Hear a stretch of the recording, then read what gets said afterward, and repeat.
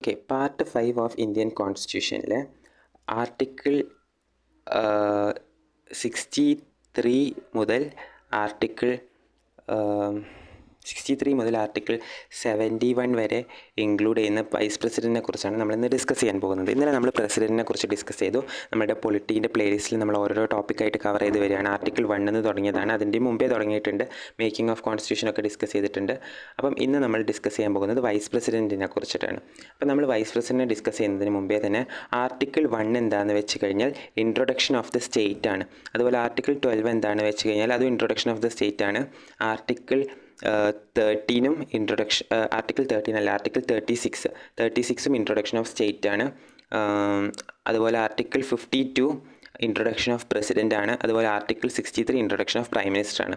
ഇത് നമ്മൾ യൂട്ടീനെ കുറിച്ച്, യൂണിയൻ ആൻഡ് ടെറിട്ടറിനെ കുറിച്ച് പറയുന്നതിന് മുമ്പേ ഇത് നമ്മൾ ഫണ്ടമെൻ്റൽ റൈറ്റ്സിനെ കുറിച്ച് പറയുന്നതിന് മുമ്പേ ഇത് DPSPൻ്റെയും ഇത് പ്രസിഡൻറ്റിൻ്റെയും ഇത് വൈസ് പ്രസിഡൻറ്റിൻ്റെയും. അപ്പോൾ ആർട്ടിക്കിൾ 63 എന്താണെന്ന് എല്ലാവർക്കും ക്ലിയർ ആയല്ലോ. എന്താണ്? There shall be a vice president for India, അത്രേ പറയുന്നുള്ളൂ. അടുത്തത് ആർട്ടിക്കിൾ 64. ആർട്ടിക്കിൾ 64 എന്താണ്? Vice president shall be the ex officio chairman of Rajya Sabha. രാജ്യസഭയുടെ ചെയർമാൻ വൈസ് പ്രസിഡൻ്റ് ആവണമെന്ന്. നമുക്കറിയാം ലോക്സഭയുണ്ട്, നമുക്ക് രാജ്യസഭയുണ്ട്, 2 സഭകളാണുള്ളത്. അതിൽ ലോക്സഭയുടെ ഹെഡായിട്ട് വരുന്നത് ഒരു സ്പീക്കർ ഓഫ് ലോക്സഭയാണ്.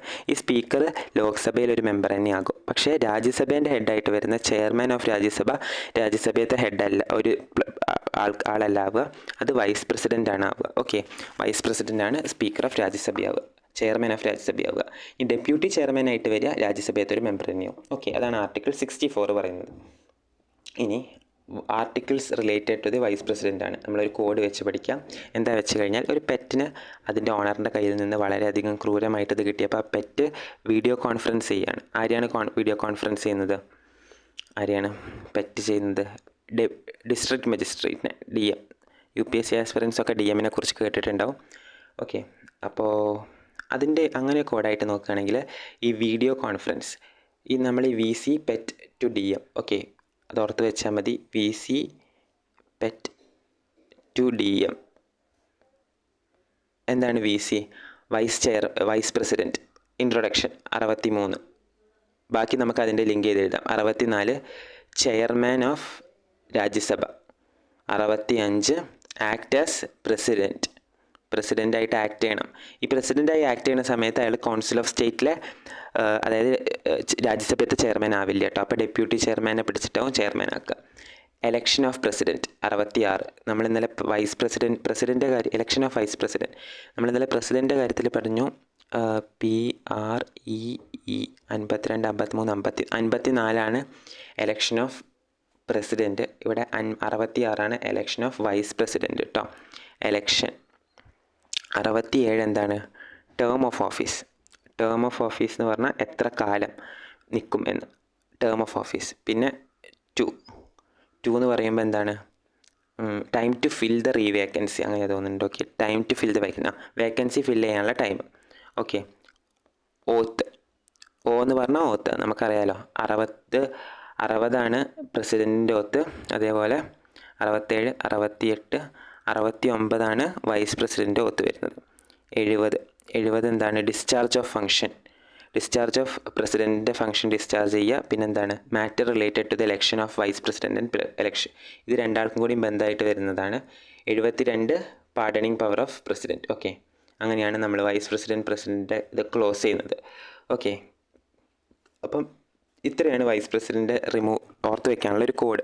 അപ്പോൾ അതിൽ ഇമ്പോർട്ടൻ്റ് ആയിട്ട് വരുന്നത് ആർട്ടിക്കിൾ നമ്പർ 66ഉം 67ഉം. ഓക്കെ, 66 നമുക്ക് നോക്കാം. 66 എന്താണ്? Election of vice president. Vice പ്രസിഡൻറ്റിനെ എലക്ട് ചെയ്യാൻ ആരൊക്കെയാണ് ഉണ്ടാവുക? നമുക്ക് പ്രസിഡൻറ്റിനെ എലക്ട് ചെയ്യാൻ ആരൊക്കെയാണ് ഉണ്ടാവുക? എലക്റ്റഡ് മെമ്പേഴ്സ് ഓഫ് എവിടേക്കാണ്? Lok Sabha, Rajya Sabha, state legislative assembly, Delhi, Puducherry എന്നീ സ്ഥലത്തുള്ള എലക്റ്റഡ് മെമ്പേഴ്സ്. ഇനി പ്രസിഡൻറ്റിൻ്റെ ഇംപീച്ച്മെൻറ്റിന് ആരൊക്കെയാണ് ഉണ്ടാവുക? എലക്റ്റഡ് മെമ്പേഴ്സാണോ നോമിനേറ്റഡ് മെമ്പേഴ്സാണോ? നോമിനേറ്റഡ് മെമ്പേഴ്സ് ഉണ്ടാവും. എവിടുത്തെ? ലോക്സഭയത്തെയും രാജ്യസഭയത്തെയും എല്ലാവരും പ്രസിഡൻറ്റിൻ്റെ ഇംപീച്ച്മെൻറ്റിന് ഉണ്ടാവും കേട്ടോ. ലോക്സഭയത്തെയും രാജ്യസഭയത്തെയും എല്ലാവരും 12 ആൾക്കാരെ നോമിനേറ്റ് ചെയ്ത് വിടും പ്രസിഡൻറ്റ്. അവർക്കൊക്കെ നോമിനേഷനിൽ ഇംപീച്ച്മെൻറ്റിൽ പങ്കെടുക്കാം. ഇനി വൈസ് പ്രസിഡൻറ്റ് ഇലക്ഷനിൽ ഉണ്ടാവും ഇതേ ആൾക്കാരാണ്. അതായത് ഒരു ഫോർമുല പോലെ എഴുതി വയ്ക്കുക. പ്രസിഡൻറ്റിൻ്റെ impeachment equal to vice president election. Okay, vice president election ഉണ്ടാവുക, പ്രസിഡൻ്റ് ഇംപീച്ച്മെൻ്റ് ഉള്ള ആൾക്കാർ തന്നെയാണ്. വൈസ് പ്രസിഡൻറ്റിന് ഇംപീച്ച്മെൻ്റ് അല്ല, അതൊരു മാനറിലാണ് ചെയ്യുക, നമുക്ക് നോക്കാം. ഓക്കെ, അപ്പോൾ ആ ഒരു കാര്യം ഓർത്ത് വയ്ക്കാം. ഇനി 72ാമത്തെ ആർട്ടിക്കിൾ. 72ാമത്തെ ആർട്ടിക്കിൾ എന്താ പറയുന്നത്?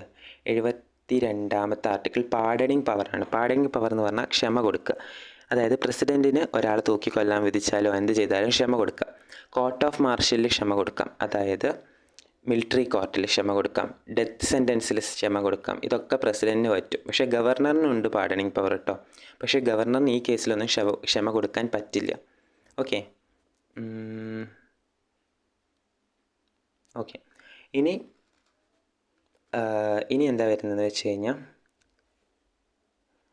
ഈ പാർഡണിങ് പവറായിട്ട് റിലേറ്റഡ് ആയിട്ടുള്ള ഒരു കേസാണ്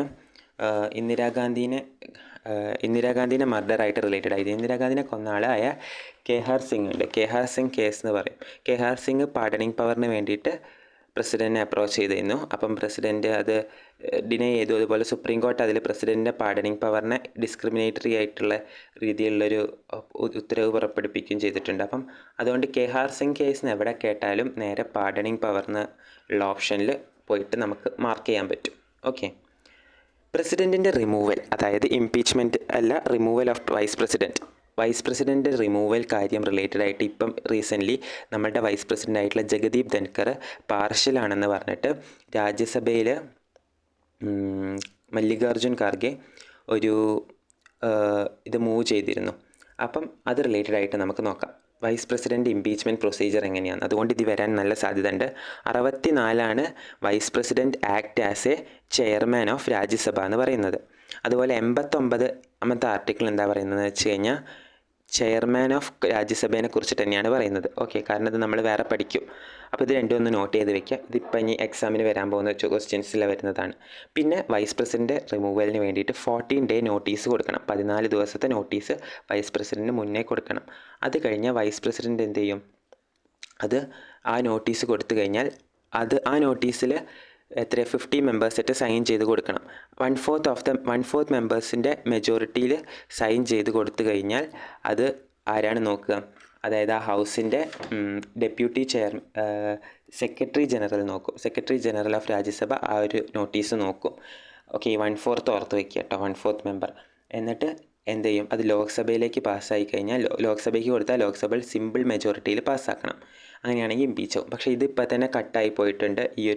ഇത് രാജ്യസഭയിൽ നിന്ന് തന്നെ കട്ടായിപ്പോയി. കാരണം വേണ്ടത്ര ഭൂരിപക്ഷം കിട്ടിയിട്ടില്ല ആ ഇംപീച്ച്മെൻറ്റ് നോട്ടീസിന്. അത് ജസ്റ്റ് ഒരു അവിടെ തന്നെ കട്ടായിപ്പോയി. ഓക്കെ, നമ്മൾ വൈസ് പ്രസിഡൻറ്റ് ഇംപീച്ച്മെൻറ്റ് പോലെ തന്നെ പ്രസിഡൻറ്റ് ഇംപീച്ച്മെൻറ്റും 14 ഡേ നോട്ടീസാണ് കൊടുക്കുന്നത്. പ്രസിഡൻറ്റ് ഇംപീച്ച്മെൻറ്റ് കുറച്ചും കൂടിയും നമ്മൾ പഠിക്കാണ്ട്. കാരണം എന്താ വ്യത്യാസം എന്ന് നോക്കാം. അതായത് വൈസ് പ്രസിഡൻറ്റ് ഇംപീച്ച്മെൻറ്റ് എവിടെ നിന്നാണ് ബിഗിൻ ചെയ്യേണ്ടത്?